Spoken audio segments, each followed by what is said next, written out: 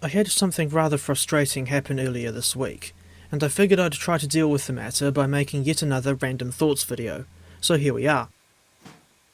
Some of the background footage was recorded in TS Classic, while I was driving an LNER J36 tender engine from Weirhead to Eastgate on the Weardale and Teesdale route, but I'll mostly be using footage from real life or Train Sim World 6 this time. Before going any further, I have a question for you lot watching at home. Is anyone else absolutely sick of the really overly exposed songs, like Toto's Africa and Neil Diamond's Sweet Caroline? Ironically, I'm a bit partial to Rick Astley's Never Gonna Give You Up, even if primarily for its ties to one of the greatest memes of all time.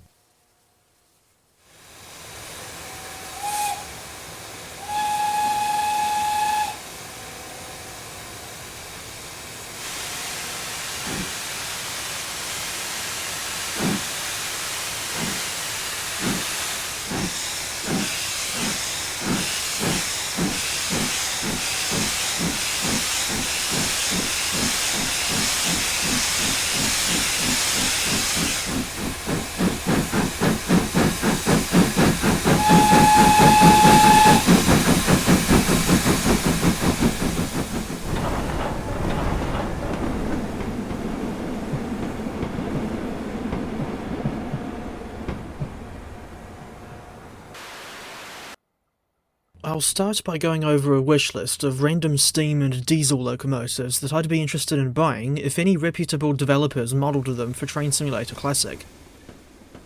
Some of the locomotives in question are the LNER A2/3 Pacific, LSWR G16 Class 480 tank, New Zealand Railways WW Class 464 tank, Victorian Railways H Class 484, Pacific National NR Class, KiwiRail DSJ Class, BR Standard 3MT Class 262 tank, Caledonian Railway 670 Class, D0260 Lion, Norfolk Southern AC44C6CF, Denver and Rio Grande Western K37 Class, and the General Electric U30CG. Thinking back to that huge Australian 484 for a moment, I realised that, if Caledonia Works modelled this thing, or anything else from the VR, it would be appropriate, because you'd be getting Victorian Railways from a Victorian lad. One more engine that I'll add to the wish list for now is the LMS iVert 2MT Class 260 tender engine.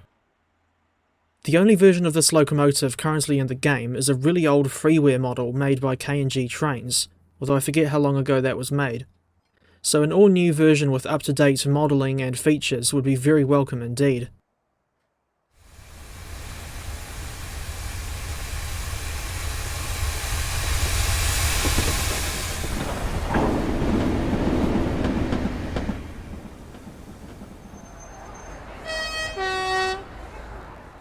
And now for a random song discussion.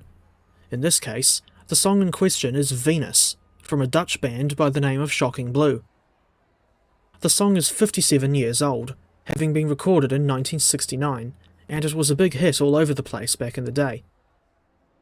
I interpret the song's lyrics as being about a woman presenting the concept of Venus, the ancient Roman goddess of Lori ostracized vermilion echidnas, and saying to her partner that she's, well, the lyrics in the chorus speak for themselves. You may know Venus from the cover version that Bananarama, of all bands, recorded in 1986. Indeed, that's how I discovered the song, and I remember being surprised to find out that the Bananarama recording was a cover, as opposed to an original song. I don't know about you, but personally, I much prefer the original Shocking Blue version. I like the instrumentation in the original song, and for the longest time, I didn't realise that it has a similarly raw sound to the classic songs from Creedence Clearwater Revival, such as Run Through the Jungle, or to a lesser extent, Bad Moon Rising. It's just a shame that Shocking Blue's Venus is so bleeding short, at only a measly 3 minutes. In any case, there are a few more shocking blues songs that I'd recommend checking out for yourself. The songs in question are Roll Engine Roll, Send Me a Postcard, and Never Marry a Railroad Man. One last thing about music for now. I was recently listening to the Neil Young song My Hey Hey (Out of the Blue), and thought it quite impressive that the man can play guitar and harmonica at the same time.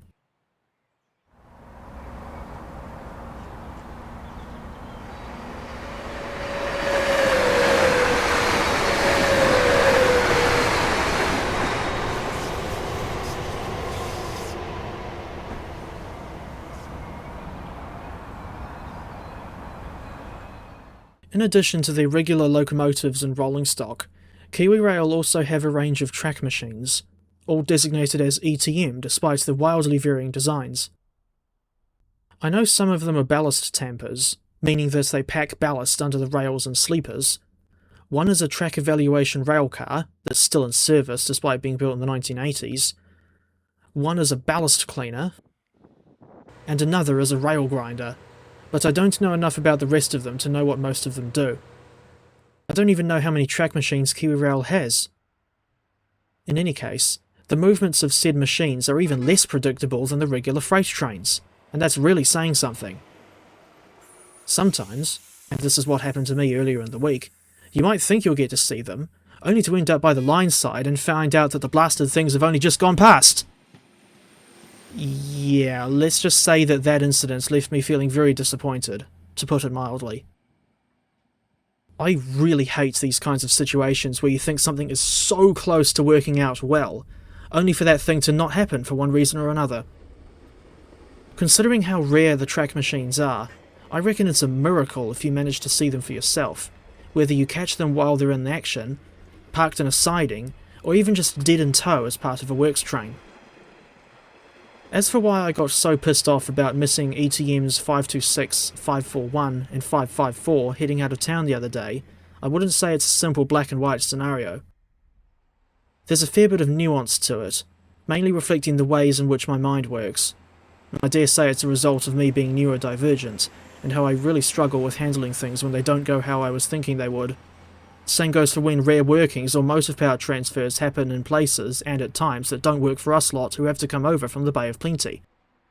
Those cases are particularly disappointing, especially when you later find out that you'll never see the given locomotives again. To be absolutely crystal clear, I can and do still appreciate the rare workings that I do manage to catch, be they elsewhere in the country, as was the case for this footage, or, by some miracle, actually in the Bay of Plenty.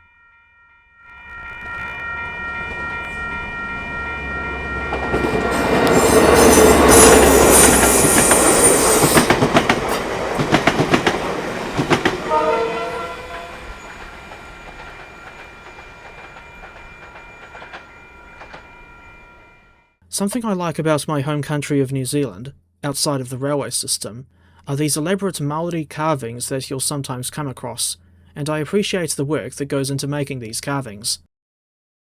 These ones can be found in Tauranga, more specifically at the entrance to the site of the Battle of Gate Pa, which took place in 1864, and the battle site is right next to a dirty great big hardware store. I like going to heritage railways because they offer a space where one can relax and, to quote a line from Billy Joel's Piano Man, forget about life for a while. Of course, they also offer a chance to see something different from the boring old KiwiRail DL locomotives. The closest heritage railway to me is the Goldfields Railway in Waihi, but the trouble is that they haven't run their passenger trains since either March or April. I can't remember exactly when they stopped running. In any case, the last time I went there was in October 2025, and I've got fingers crossed, and am hoping, that it won't be too long before the Goldfields crew gets the maintenance done and start running their train again.